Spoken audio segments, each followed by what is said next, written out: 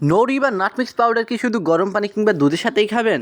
চলুন আজকে ইউনিক এবং দারুণ কিছু বানানো যাক। প্রথমেই আমি নিরাময়ের নড়ি বা নাট মিক্স পাউডার অল্প পরিমাণে নিয়ে নিলাম, আর সাথে আলবালাক সব থেকে মধু এসেছে, সেই মধু দিয়ে আজকে ইউনিক কিছু বানানোর চেষ্টা করব। তো ভাবলাম সবসময় তো গরম পানি কিংবা দুধ দিয়ে খাই, আজ একটু মিষ্টি টাইপের কিছু, মিষ্টান্ন টাইপের বা সন্দেশ টাইপের কিছু বানানোর চেষ্টা করা যাক। যেহেতু এখানে শুধুমাত্র বাদাম, বিভিন্ন রকম বীজ, আর সাথে আমি জাস্ট মিষ্টির জন্য মধু ইউজ করেছি। তো আশা করি এটা খুব দারুণ খাবার হবে। এবং যেহেতু আমি প্রথমবার চেষ্টা করছি, তাই অল্প পরিমাণ নিয়েই আমি চেষ্টা করছিলাম।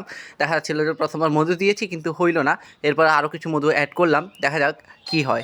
যেহেতু আমি করতে অভ্যস্ত না, সেজন্য আমার একটু কষ্ট হচ্ছিল রাউন্ড শেপটা আনতে। আর যেহেতু মধু যেহেতু আঠালো, সেজন্য আসলে আমি ঠিকমতো করতে পারছিলাম না। অনেকক্ষণ চেষ্টা করার পর কিন্তু মোটামুটি একটা শেপে আনতে পেরেছি, তবে সেটা যে খুব ভালো হয়েছে এমন না।